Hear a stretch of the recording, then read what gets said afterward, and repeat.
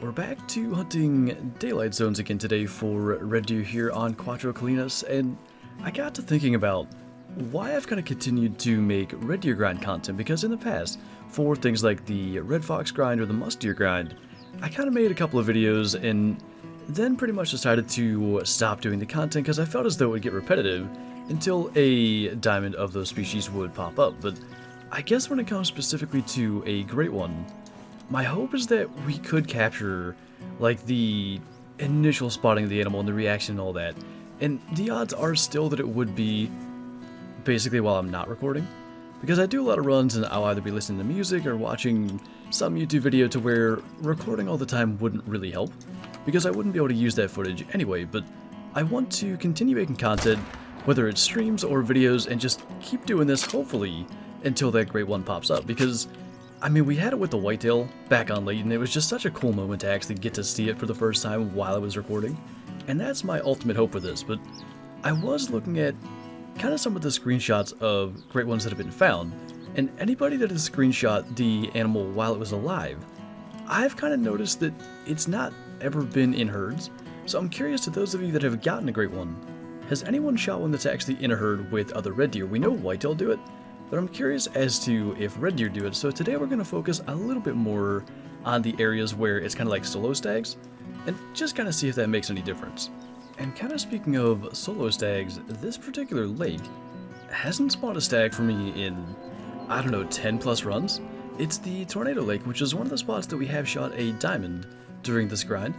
And I believe it's been the site of at least someone's great one that I saw posted somewhere in the community. So it's definitely a spot to keep an eye on, but good sign that they are still spawning here on occasion. You know, I check this lake every single time, because it doesn't take long with a tent set up in the right spot to kind of cover all the areas where red deer can spawn, and to go from none, just over and over again, to having at least two here, maybe there are others, it just really does interest me. It's almost like cyclical, the way that it works. We'll go through here and get none, then occasionally there's one, and then every now and then, we get 2 or 3 stags all at the same spot. And I did actually start down here in the southeast. There was nothing there, so I just decided to basically skip to this lake for the start of the hunt. And I'm wondering what other lakes are maybe going to be changed from what we've been seeing, because usually that is the case. Usually it isn't just one lake that's suddenly different, and hopefully during the course of this hunt we can find out. And while they weren't very big stags, I mean, a 6 and a 5 both were silvers, it's definitely, like I said, a good sign to just see them spawning here. And I guess it does kind of validate continuing to come back and check, because you never know. And this time it was a 6 and a 5.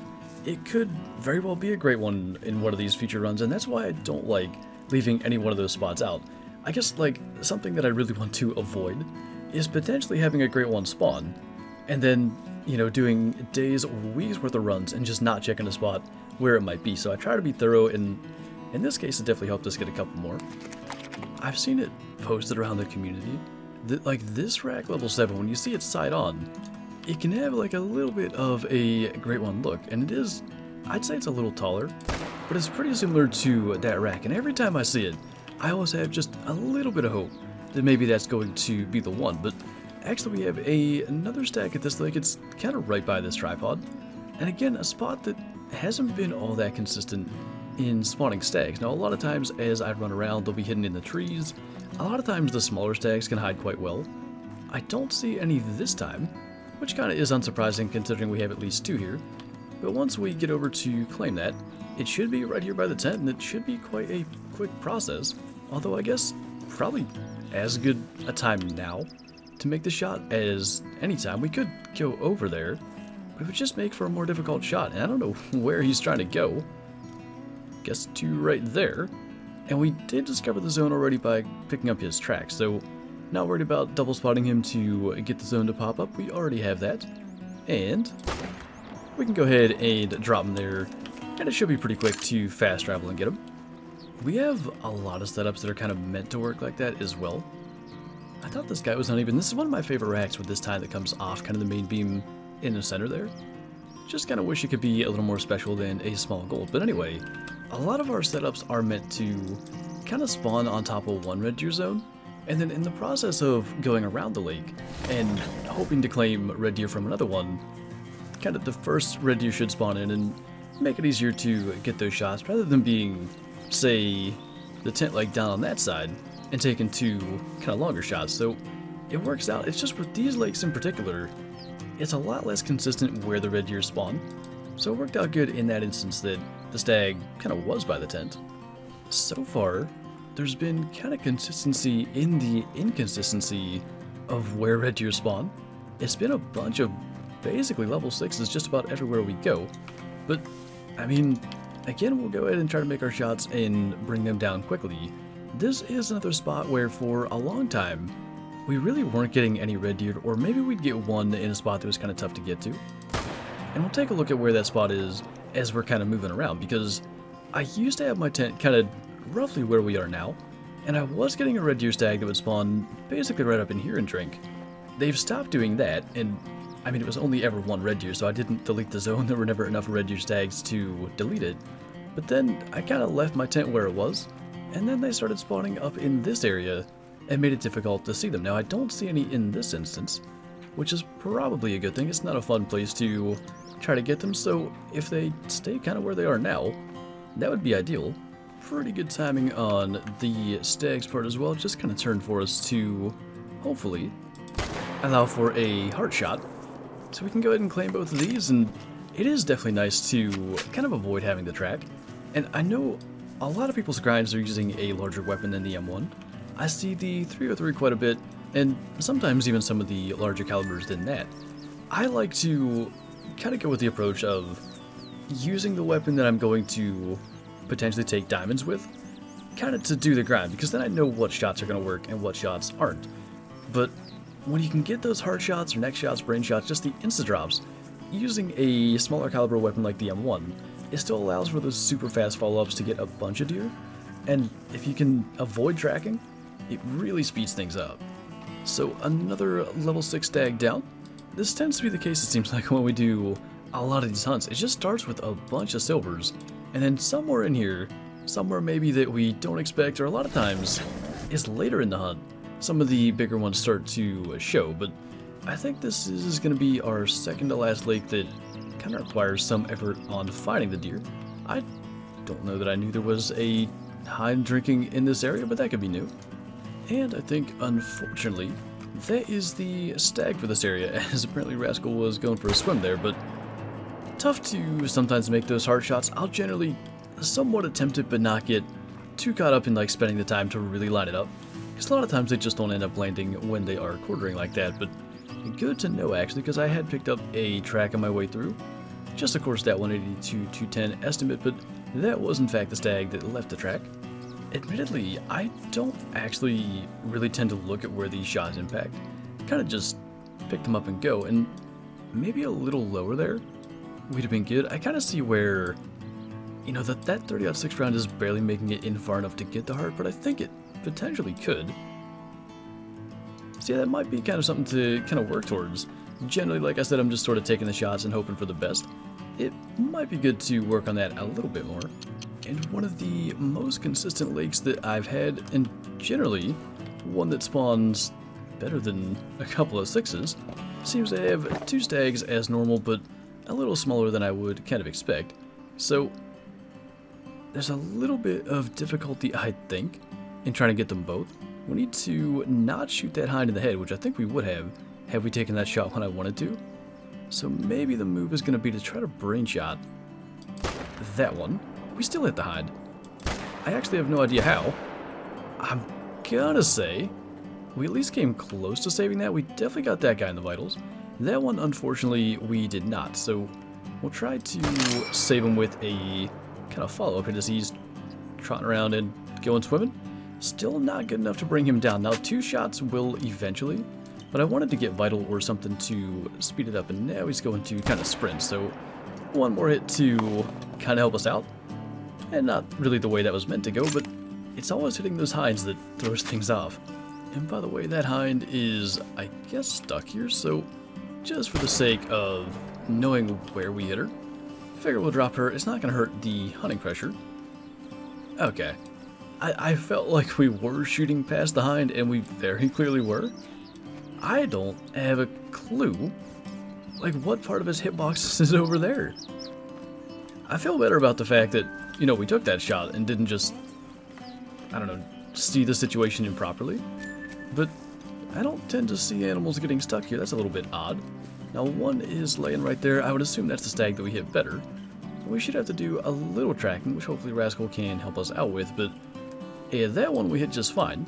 I actually am curious too about the impact of the first shot on this other one, so all the shots were a little more interesting in this case. Not a terrible track. I think that third shot may have helped us quite a lot.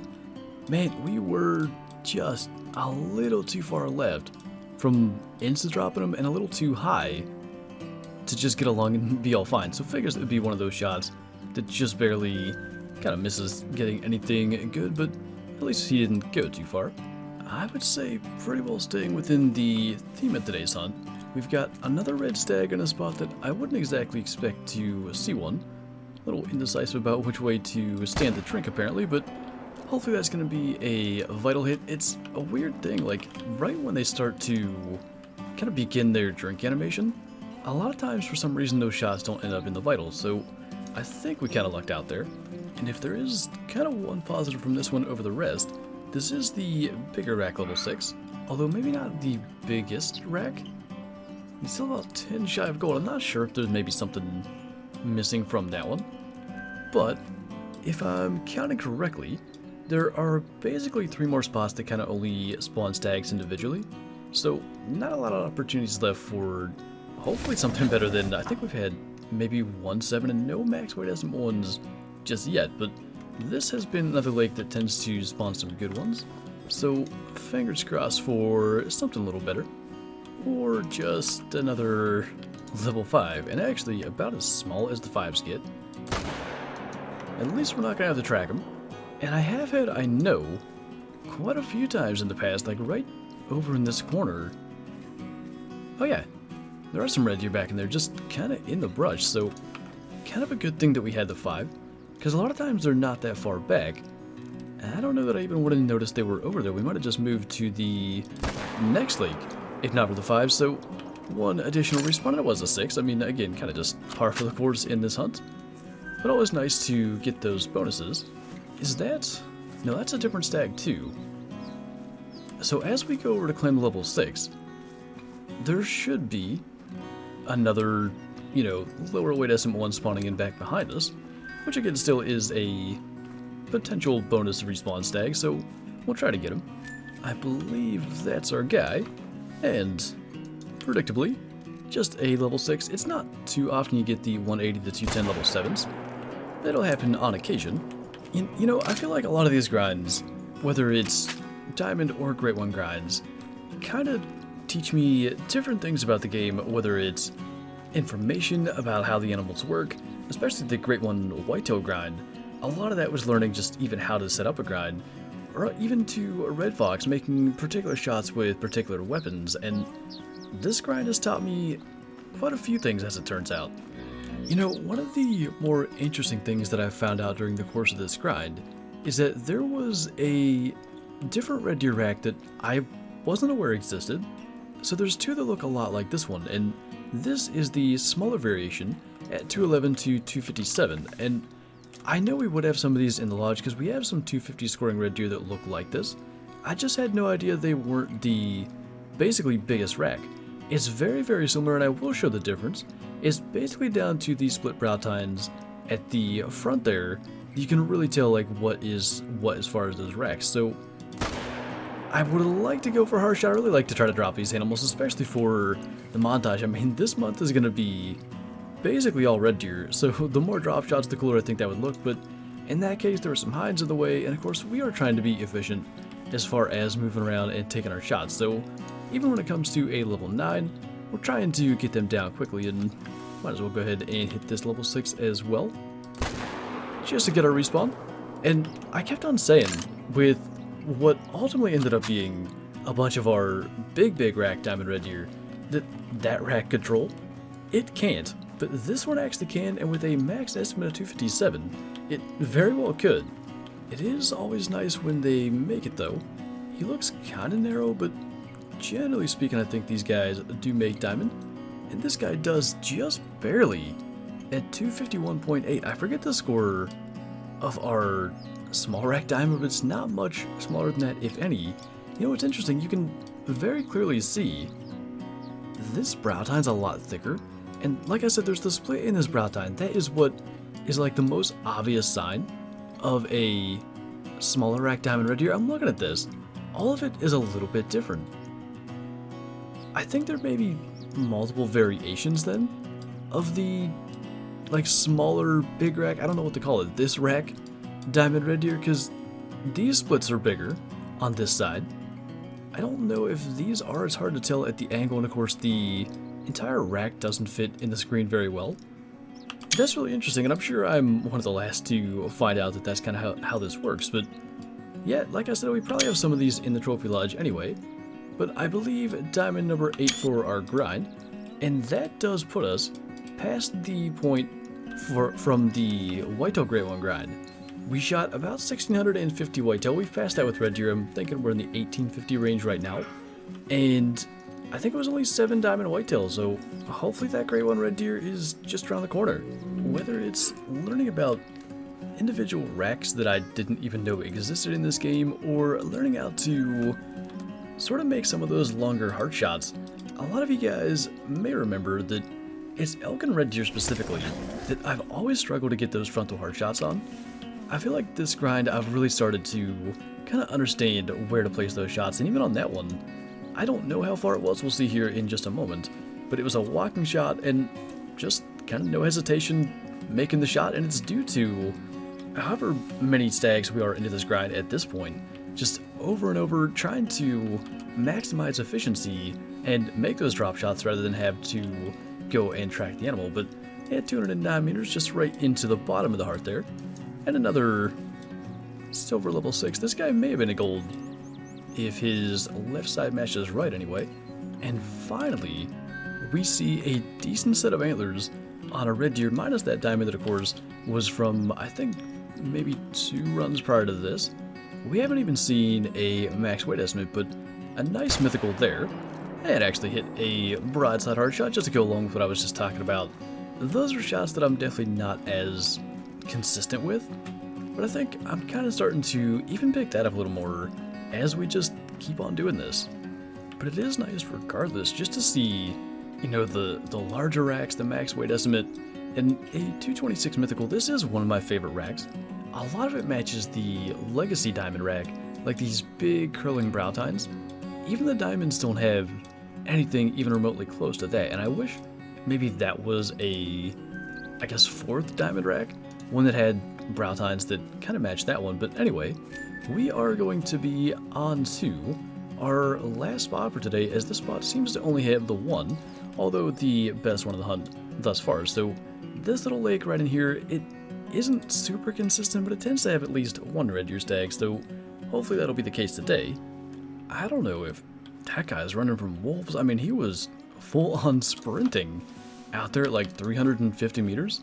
Now that's a shot that would be really tough to... What? Never mind. What?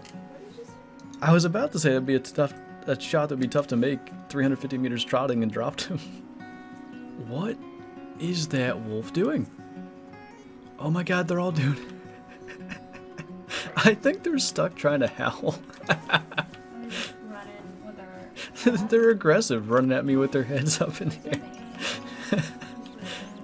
I'm not gonna shoot them, I don't want to ruin the zone, but oh my, that is special. That is just weird.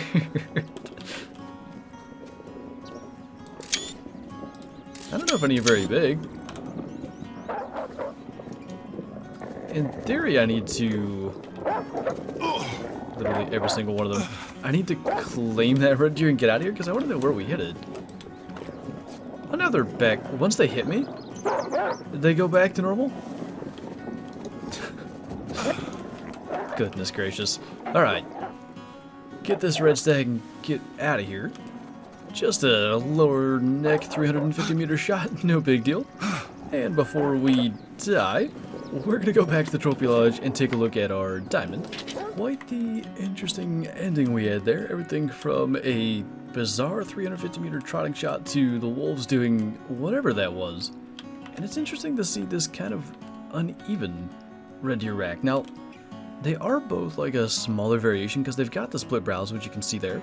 And just quickly to compare, a proper like big rack diamond red deer, if you look at the ends of the brow tines, they're all, you know, uniform. There's no split to them. So I don't know that I've ever had one that's uneven like this. And it could be the case that I never looked that closely. Like I said, I wasn't even aware this particular rack existed until I started this grind.